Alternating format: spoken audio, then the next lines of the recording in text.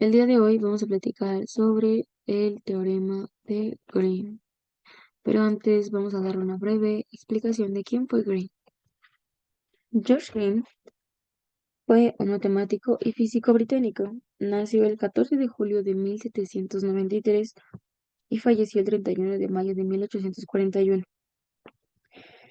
Fue conocido por ser el primer en iniciar el desarrollo de una teoría matemática para explicar la electricidad y el magnetismo, una teoría que fue la base para los estudios de otros científicos.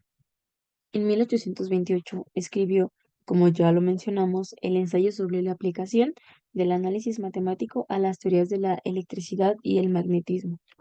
Este texto fue leído principalmente en las hojas de matemáticas del difunto George Green.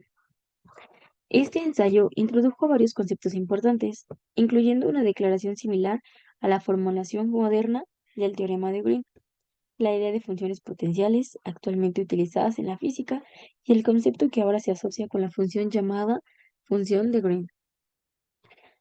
Fue famoso entre sus contemporáneos por sus estudios matemáticos basados en los principios de la mecánica clásica, postulados por el físico francés Pierre-Simon Laplace. También es conocido por la extensión al dominio bidimensional del teorema de Rotor, válido en 3 dimensiones. El texto de Green fue publicado en privado a su propia costa, porque pensó que era presuntuoso, pues para una persona como él, sin una formal educación matemática, para que él pudiera presentar su ensayo en una revista científica. Escribió sobre óptica, acústica e hidrodinámica, y aunque sus trabajos posteriores no tuvieron el mismo impacto que su ensayo, todavía contenían resultados sustanciales. El trabajo de Green sobre el movimiento de las ondas en un canal anticipa la aproximación de la mecánica cuántica, mientras que la investigación sobre las ondas de luz y las propiedades del éter produjo lo que ahora se llama el tensor de Cauchy y Green. Regresando al teorema, podemos decir que es una extensión del teorema fundamental del cálculo a 2 dimensiones. El teorema de Green tiene dos formas, una forma de circulación y una forma de flujo. Ambas requieren que la región D de la integral doble sea simplemente conectada. Sin embargo, tenemos que extender el teorema de Green a regiones que no son simplemente conectadas. En pocas palabras, el teorema de Green relaciona una integral de línea alrededor de una curva plana, simplemente cerrada, y una integral doble sobre la región cerrada por C. El teorema es útil porque nos permite traducir integrales de línea difíciles en integrales de línea más simples. Esta ecuación nos dice que la integral sobre la región por debajo del gráfico de f de x y por encima del segmento AB de la línea AB depende únicamente del valor de f en los puntos finales de A a B y de ese segmento. En los números de A a B son el límite del segmento de A a B. El teorema dice que podemos calcular la integral que va de A a B de la función de f de x con base en la información sobre el límite del segmento AB, como lo muestra en la figura. La misma idea es válida para el teorema fundamental de las integrales de línea y aquí tenemos la ecuación. Cuando tenemos una función potencial, podemos calcular la integral de la línea basándonos únicamente en la información sobre el límite de una curva C. En la figura podemos observar que el teorema fundamental del cálculo dice que la integral sobre un segmento de línea que va de A a B depende únicamente de los valores de la antiderivada de los puntos extremos de A a B.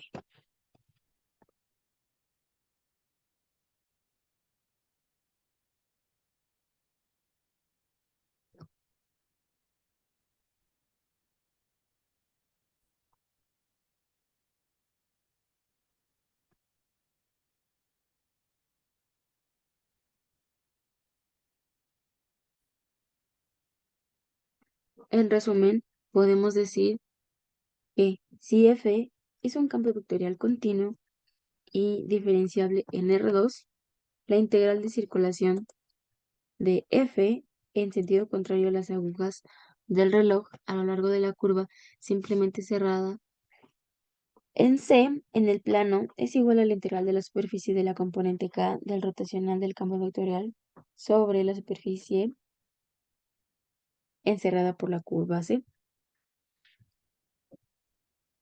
Podemos pensar que en la fórmula del lado izquierdo tenemos la suma de todos los pedacitos de rotación en cada punto dentro de la región R, y del lado derecho como la medida de toda la rotación del flujo alrededor de la frontera de C de R.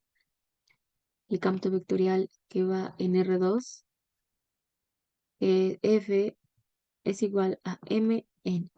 Podemos observar en la curva simple y cerrada C como ejemplo que va al contrario a las manecillas del reloj.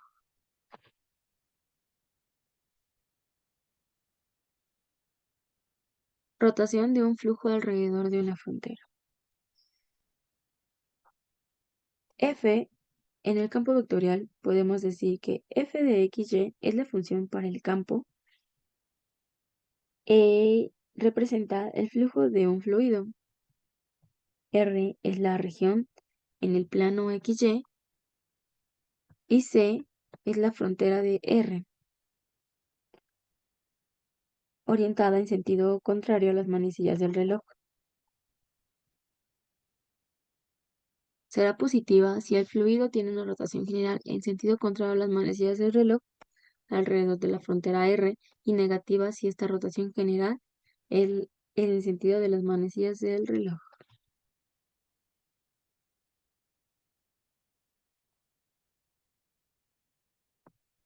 Cortar la región. El teorema de Green trata acerca de la toma de esta idea de rotación del fluido alrededor de la frontera R y relacionarlo con lo que pasa dentro de R.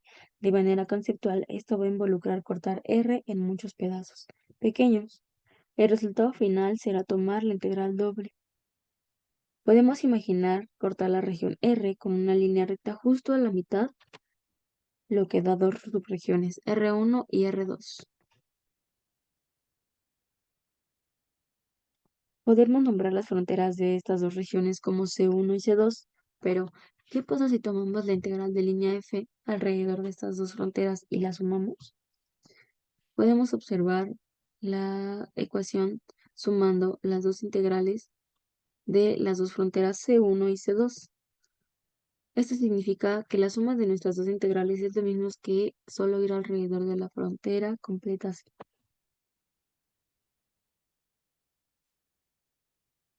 Y tenemos las sumas de las integrales, que da igual a la integral de C por F por dr.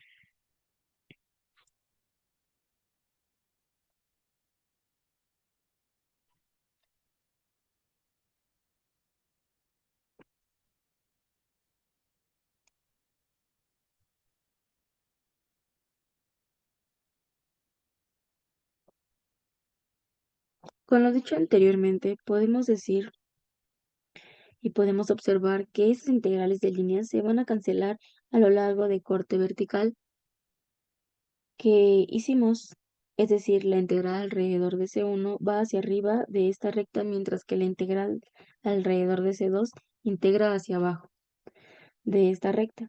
Tenemos que recordar que al realizar una integral de línea en un campo vectorial, cambia la dirección a lo largo de una curva y tenemos que multiplicar el resultado por -1. Será positiva si el fluido tiene una rotación general en sentido contrario a las manecillas del reloj de la frontera de R, y esta rotación general es el sentido de las manecillas del reloj.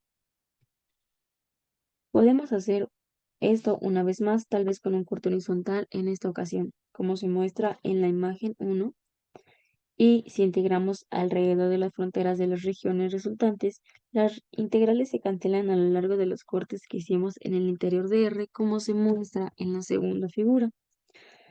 En una fórmula general, Esto significa que la suma de las integrales de línea alrededor de las 4 subregiones acaban por ser iguales que la integral de línea alrededor de toda la región. No importa en cuántos cachitos recortemos o partemos, la figura siempre va a ser la misma ecuación con la que lo vamos a calcular. Debemos enfatizar que solo esto funciona si nos aseguramos de que todas las fronteras de C1 a C4 estén orientadas en la misma dirección. De lo contrario, podrían no cancelarse entre sí si a lo largo de los cortes. Es muy común pensar que la dirección del sentido contrario a las manecillas del reloj es la dirección positiva. Así piense que todo está orientado en sentido a las manecillas del reloj. Al contrario, siempre al contrario. Integral el rotacional.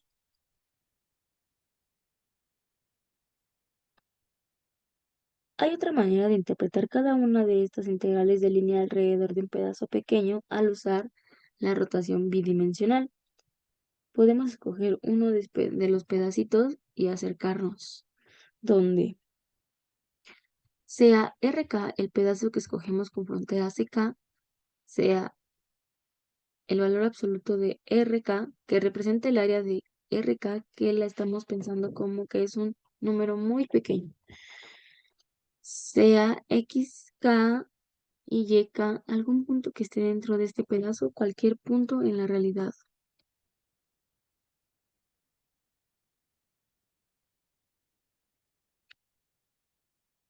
En general, podemos decir que a medida que consideras pedazos más y más pequeños, la integral de línea alrededor de cada pedazo se puede aproximar utilizando el rotacional bidimensional, que la parte derecha de la fórmula va a ser el punto K, punto RK y el área de RK, mientras que la parte izquierda va a ser la integral alrededor de un pedacito de RK. Al sumar estos pequeños pedazos de rotación, usar la integral doble sobre R y aplicar el hecho de que la suma de las integrales de línea se cancelen a lo largo de los cortes, obtienes el teorema de Green.